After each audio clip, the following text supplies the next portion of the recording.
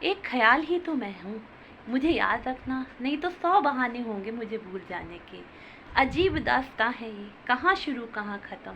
ये मंजिलें हैं कौन सी, न वो समझ सके न हम। किसी का प्यार बन के तुम नया जहाँ बसाओगे, किसी के इतने पास हो कि सबसे दूर हो गए। ये रोशनी के साथ क्यों जले दिए बाहर के, ये ख्वाब देखती हूँ मैं कि जग पड़ी हूँ ख्वाब से। जी हाँ, आज मैं जिस विषय पे बात करना चाह रही हूँ, आज के समाज में क्या विकृतियाँ फैली हुई हैं रिलेशनशिप और शादियों को लेके। मैं कोर्ट में जाती हूँ तो देखती हूँ किसी की 3 शादियाँ हुई हैं, किसी की 4 शादियाँ हुई हैं, उस पे भी डिवोर्स हो रहे हैं। चौथी 5वीं शादी, पता नहीं समाज किस ओर जा रहा है। यहाँ तक कि लिव इन रिलेशनशिप, इन सब में भी केसेस, डोमेस्टिक वायलेंस के केस वगैरह कोर्ट में आते रहते हैं। रोज़ मैं इनसे रूबरू होती हूँ। तो कुछ मैं आपको बताना चाहूँगी। जो व्यक्ति आपके साथ रहना चाहता है वो 100 टर्म्स एंड कंडीशन और परेशानियों में भी रहेगा, और जो नहीं रहना चाहता उसको छोड़ने के 100 बहाने हैं। तो मैं तो यही कहूँगी कि अगर कोई व्यक्ति आपके संग नहीं रहना चाहता तो आप कोर्ट में जाके अपनी भी मिट्टी प्लीत करते हो, दूसरे की भी करते हो। वो एलिगेशंस लगाते हैं, आप लगाते हो, परिवारों के ऊपर एलिगेशंस लगते हैं। इससे अच्छा ये है कि आप आपस में बैठ के सेटलमेंट कर लो।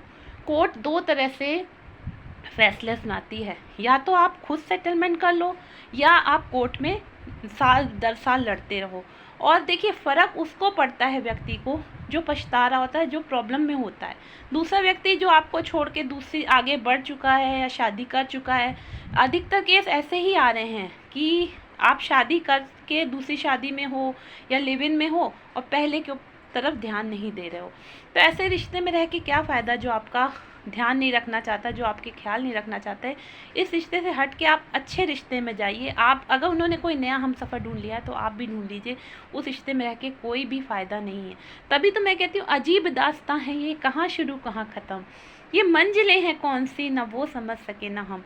जब किसी के दिमाग में कोई दूसरा व्यक्ति भर जाता है या दूसरे व्यक्ति के प्रति अट्रैक्शन आ जाता है तो वो कभी भी पहले वाले व्यक्ति की अच्छाइयों को नहीं देख पाता। अच्छाइयाँ उसे तब नज़र आती हैं जब दूसरे व्यक्ति से धोखा मिलता है। अगर दूसरे व्यक्ति से धोखा नहीं मिला, उनकी गृहस्थी अच्छे से चल रही, तो कभी भी आपको याद नहीं करेंगे। इंसान किसी व्यक्ति या पर्सन को तभी याद करता है, अपने पिछले पास्ट को, जब उसे आने वाले जो फ्यूचर होता है उसमें किसी से धोखा मिला होता है। अगर उनकी लाइफ अच्छे से चल रही है, वो सेटल्ड हैं, तो आपको कभी भी याद नहीं करेंगे। हाँ, याद तब करेंगे, वापस आपकी लाइफ में आने की तब कोशिश करेंगे जब उन्हें आगे से धोखा मिलेगा। तो मेरे कहने का वचन यही है कि अजीब दास्तां हैं। आजकल रिश्ते बहुत अजीब होते जा रहे हैं। जहाँ जिसको प्रॉफिट मिलता है वो वहीं जाता है, ये बात ठीक है।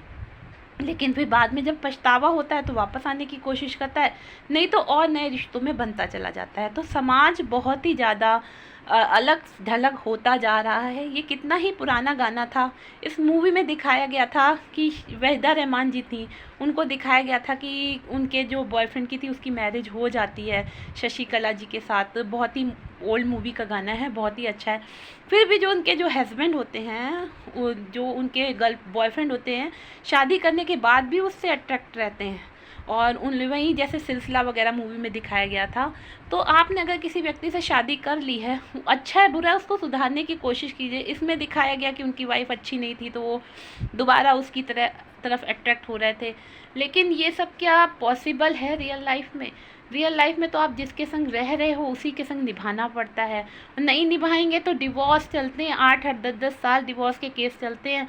एक दूसरे के परिवारों की छीछा-लेदर होती है, और आपसे जुड़े जो भाई बहन होते हैं उनकी भी कोर्ट कचहरी में काफ़ी छीछा-लेदर होती है और बहुत ज़्यादा परेशानियों का सामना करना पड़ता है। इसलिए मैं तो कहूँगी कि जहाँ तक हो सके रिश्तों को सँभाल के रखिए। अगर आपने शादी कर ली है तो पुराने जो भी बॉयफ्रेंड गर्लफ्रेंड है, क्योंकि आजकल मान लीजिए आपने 5-6 गर्लफ्रेंडें बना रखी हैं, अब आपने किसी एक से शादी कर ली, आपको लगता है अरे ये तो गलती हो गई, मुझे तो इससे करनी चाहिए थी, अरे ये तो गलती हो गई। ये गलती जो होती है ना, वो बहुत गलत होती है। आप शादी करिए, देर से करिए, अब तो सबके पास ओपन फैसला है, किसी घर वाले के दबाव में आके मत करिए। लेकिन जब कर लीजिए तो उसका रिग्रेट मत करिए कि अरे ये तो गलत हो गई, अब तो दूसरा चुनना चाहिए था, किसी और को चुनना चाहिए था। ये मिस्टेक्स जो हो रही हैं वो बहुत बुरी हैं।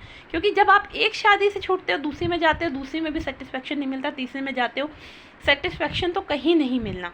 इसलिए जो है उसी में खुश रहिए। कहते हैं ना, जो है जितना है उसी में खुश रहना चाहिए।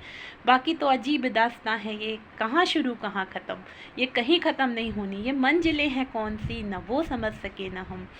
किसी का प्यार बन के तुम नया जहाँ बसाओगे, किसी के इतने पास थे कि सबसे दूर हो गए।